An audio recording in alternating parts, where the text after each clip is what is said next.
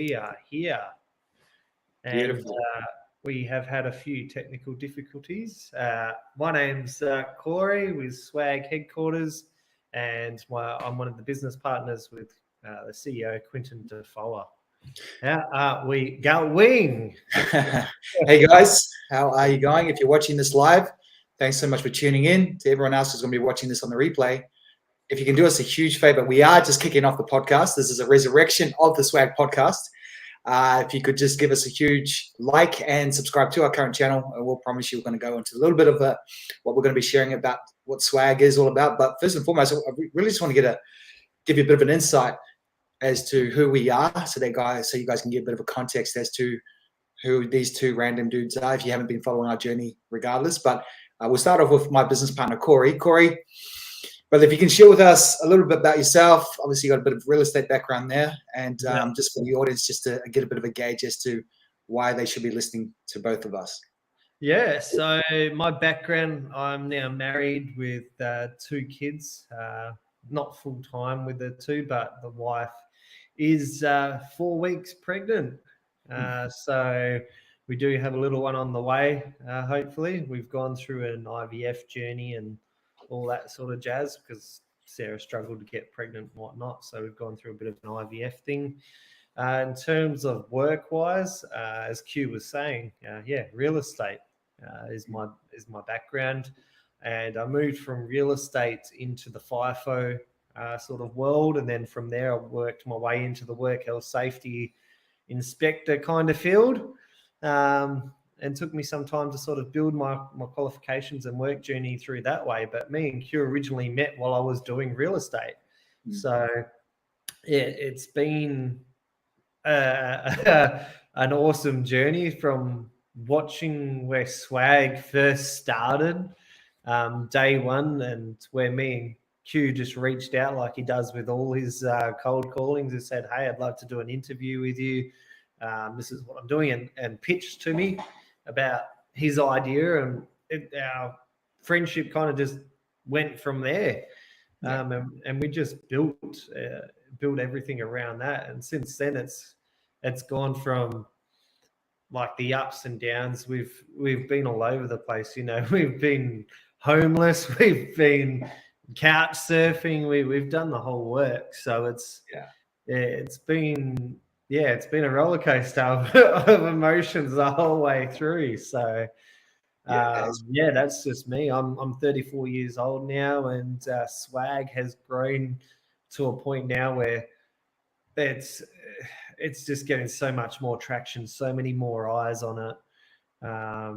It's great to see where you've taken Swag, Q, and even has his own merch. So, Swag is just someone with a goal, and we're looking for people that are business minded, health, wealth, and everything in between, relationships and all. So, What about yourself, Q? And your background and how it all started and why you thought, hey, I'm just going to quit my 9 to 5. Yeah, essentially like many other young men, I who maybe the eldest in their family, I had aspirations to be somewhat better than I was where I was. I found where I was working was not fulfilling for me. And if you're watching this or if you're listening to this and you've got an inkling or you've got that inner voice where you're sitting in an office job and you're thinking to yourself, man, I can do a lot better than what I'm currently doing. And that voice has been chirping away at you or kind of like eating at your soul. That was what happened to me. That voice was just saying, Q, we can do so much better than what we are. And then I finally took the step of leaving my 9 to 5. I was getting paid $100K working for the government. And as you can imagine, leaving a $100K job just to venture off into the unknown can be quite intimidating, and it has been extremely challenging. But it has been a fun journey at times. I've met some great people, and that's where Swag was. The essence of Swag was, had kind of evolved over the transitioning of me evolving as a person. So leaving the job I had a goal, and then from there, my goal was to be successful. You know, everyone has their own definition of success, and that's what I kind of promote to others. Whatever your definition of success is, may you be blessed with that definition, but you got to go out there and take action, right? And so swag is all about taking action, backing yourself, surrounding yourself with people who are on their mission, surrounding yourself with people who are winning, and because it's easier to run with winners than to run with walkers. Because if you're with a walker, you're going to end up walking yourself, right? So yeah, and so that's where the mission kind of evolved from. And so having sat down with some very successful people, I got a bit of a blueprint as to how they ran their lives, how they ran their business. And that's really what this channel is all about. Swag is someone with a goal. If you're watching this and you have a goal or you have an ambition to go out there and provide for your family, man or female, you know, and you've got that yearning to become better than you are, or you've got a desire to be, you know, far more than what you are currently, then this channel is for you. You know, that's really what we're going to be sitting down with experts in their field, in health, wealth, and relationships. You know, we're going to be sitting down predominantly with mental health experts as well, because a huge part of entrepreneurship or life is all mental. You know, it's getting up in the morning, it's motivating yourself to go to the gym, it's motivating yourself to go through any trials or any adversity, and it's really just making sure that you'll surround yourself with a network of people who are also in that same space. It's a safe space for entrepreneurs, business owners, and people who are on their mission. But yeah, that's really what we want to forecast to the audience. Again, if you're into business, and if you're into entrepreneurship, and if you're into you know, if you're happy to listen to two men who are trying to figure it out, as long as everybody else out there who's trying to figure it out, then this, you know, Swag Headquarters, this Swag podcast is really just an opportunity for you just to leverage off. You know, we've got a set of skills. Corey's got a set of skills, and myself, we can actually help you through whatever you're going through. So I think other than that, I want to ask you one last question, Corey, and that is really, obviously, congratulations to the pregnancy with what as a parent, what are some of the skills that you want to pretty much just pass onto your little ones? Just have patience and drive. You can't always get everything you want at the start. A lot of what I want to instill in them is having that that the biggest thing is patience, because they've got ADHD as well. And that's the biggest thing. When you suffer with ADHD, you always want things to happen quick, and it has to be on a timeline. You want it to happen now. It has to be now. Have patience, you know, have the drive and stay focused, you know, have a goal in mind and achieve that goal by staying on track. Put a vision board up, and stay on track, and you know, treat others how you want to be treated along the way, and look after your own health along the way. So yeah, as a parent, I want to be able to teach them, be kind, you know, treat others how you want to be treated, stay focused, stay driven, and don't become pedestrian. You know, don't get comfortable, or, you know, if someone's putting you down, don't take shit for it. You know, fight back in a sense of the smart way, not the stupid way. So, you know, the way the modern world is going, there's a lot of bullies out there, and they try to bully you into a back corner, putting your back up against the wall. And until you really find yourself with your back against the wall, you don't actually realize how much firepower you've got. And then it just gets to a point where you just go, right, I've had enough, and you start fighting back. You're like, I'm not taking this anymore. You know, this is what I want. This is how I'm going to get it. This is my focus. And then that's the direction you take. So what's your I'm interested to know, because what's your perspective on bullies? Because I've got a different one for my kids, which I teach, but I'd love to know what your perspective is on bullying. Let's say your kids are getting bullied at school. Right. As obviously as dads that we both are, but what would your way of addressing that? What's your way of addressing that? when it comes to that sort of thing, we've just told them, look, take a breath, go speak to your teachers, speak up about it. Don't stay silent. Because when you stay silent, because they always bully you because they find you're an easy target. So what I tell my kids is, if you're being bullied, tell someone.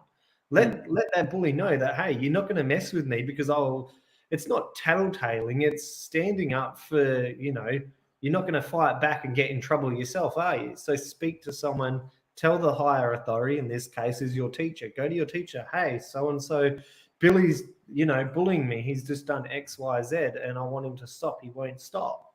Yeah. So tell someone about it. Don't just stay silent. Don't let it build up, which a lot of kids do. They go, well, I'm not going to tattle on him because he'll just pick on me more and bully me more. But it's not until you speak up that they will stop, because once they're in trouble enough times, they're going to realize, oh, I can't keep bullying this kid anymore, because every time I end up in detention or, I end up in trouble.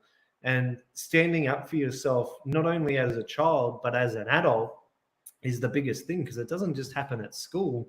It will continue to happen in your working life. So if you tell your kids, oh, just stay quiet, don't do anything about it, just they'll tell them to stop, they'll eventually stop, but don't dob on them. Well, they're going to instill that into their adult life. So when it's happening in their adult life, it's just going to make them more closed off. They're probably not going to want to go to work because they don't want to go tell their parents, oh, yeah, I'm being bullied at work, because you instilled in them at a young age, hey, this is the normal behavior to accept. So I always tell my kids, make sure the bully understands, tell them, no, stop, I don't like this. Try and diffuse it a bit before, taking the next advanced step, which is going to the teacher. And if it persists to keep on happening, just keep going to your teacher. I've told him to stop, he won't stop. And eventually something will happen. As a dad, you want to get down there and beat the living crap out of this kid, like it's that fight or flight. It's like, get down here, oh, you hurt my little girl, or you hurting me, son, all right? Well, but, you got to find your self-restraint. You get bullied as a kid yourself. What did you do? For me, it was, I done the flight thing. I couldn't take it anymore. As a kid, I left school at the age of 13. So it was really hard. I didn't have a support system that taught me anything different. So mine was to get out of there. And I learned the hard way, not having a high school education. It's a lot different now, because there's a lot more avenues that the school allows you to have in terms of trades, in terms of apprenticeships, and what they'll pay for and what you can do to combat all this getting into the workforce. But for me back then, I was 13 years old. I started in hospitality with nothing, and I built my skill set from there. And now I look back on my school friends that I did have and my bullies that were at there. The bullies are either in jail, no longer on earth because they've died because of drugs. They're just living a no hopers life, sitting on the bum of Centrelink, doing absolutely nothing with their life, still doing drugs and just accepting the handouts. They've got nothing to show for it. Whereas me, I'm successful. I've got a family, I've got a house, I've got a mortgage, I've got a family. It shows that you being the bully doesn't achieve anything. All it's done for me is say, okay, well, you must have something that the bully admires on you. You have something that they don't have, and that's why you become a target. And that's what I've learned from it, because, I look back on my life now and I look at all the kids that bullied me, and they've gone nowhere in their life. A lot of, as I said, a lot of them are either dead, in jail, or have no life at all. No kids, no nothing, just, So for me, I teach my kids about stand up for yourself. And when they're older and they do get to an age, I'm going to put them in self-defense classes. So if they ever do find themselves in a tricky situation, they know how to defend themselves the right way. So for me, it's, teaching the kids the right way of doing things. And, don't stay silent, because when your back's against the wall, it's time to fight back. Don't become the victim. Become who you need to be. See, I agree with you to a point. I teach my kids just a warning shot. So I teach them, hey, look, if you're getting bullied, the rule that we have at home is we don't bully and we don't get bullied either. Yeah. So we're not bullied. We don't bully and we don't get bullied. And so with my girls, it's kind of like, okay, if you're getting bullied, just warn them once. And if they do it again, you punch them in the face. Yeah. That's it. That's what you like, because and that's why I say, hey, if I get caught to your school that you punch someone in the face randomly, you're going to be in big trouble. But if that person was bullying you to the point where, you know, you've warned them already and you say, hey, look, don't bully me. If you do, I'm going to punch you in the face. And then they continue, you've warned them. And that reason, and that's just how I'm just old school like that, right? Because for me, I was bullied at school and I did exactly the same thing. You know, hey, don't bully me or I'm going to punch you in the face. He came back again. I punched him in the face. He left me alone for the whole time. It was, it shut him up and he left me alone for that. Maybe I'll try that method. Yeah. But it's, I think it's a way to stand up your ground, just to stand your ground and say, hey, look, I'm not that guy. But also just to reassure that in today's day and age, I'd rather go to attend their school, you know, and just say, hey, look, what you did, you start for yourself, as opposed to, you know, attending a funeral of them, you know, because they took their life because they were bullied, and you know the amount of mental kind of trauma that they go through because of bullying, and then they end up taking their life, you know, worst case. That's happened a lot lately as well. We've been seeing in the news suicide. Because they're either bullied at school or bullied online. Like even when they leave the school and they start doing homeschooling, it's the bullying online that is continuous to the point they still commit suicide. So it's like you got to, your method I think seems to combat that. Oh, look, it's not for everyone, and I know there's some of the listeners here are going to say, "Well, Q, that's a bit intense." Again, that's just how I was raised. I was raised to stand up for myself and to shut the situation down right then and there. And that's what I teach my daughters. Now, my kids are not going around punching people, and I'm just saying that they do not bully themselves, but they also don't bully others as well. They don't get bullied. And that worked for me in terms of respect. And then from there. In terms of school and that, what was your school dynamics like? Like you originally did school in Australia, New Zealand, or? Yeah, no, I went to school. I went to an all boys school in New Zealand. Yeah.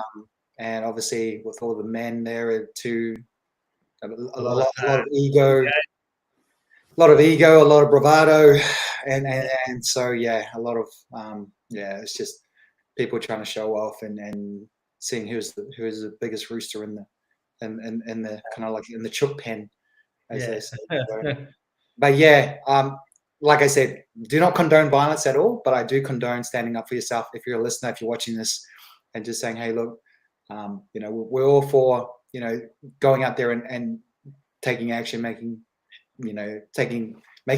crap happen, making shit happen. But you got to do it in a way that earns your respect, and you know that you stand up for yourself, because out there in the world, the world's out there to take you out. You know, so. It's not a forgiving world, that's for sure. You've got to take it by the balls essentially, and do something with it. Otherwise, it will smash you to the ground and stomp you to the ground. And there's been situations and jobs where that's happened to me as well. Like life will at some point, no matter what door you take, no matter how good your path gets, there will always be a door that will give you a challenge. So it keeps you on your toes. Life keeps you on your toes. So it's good to have.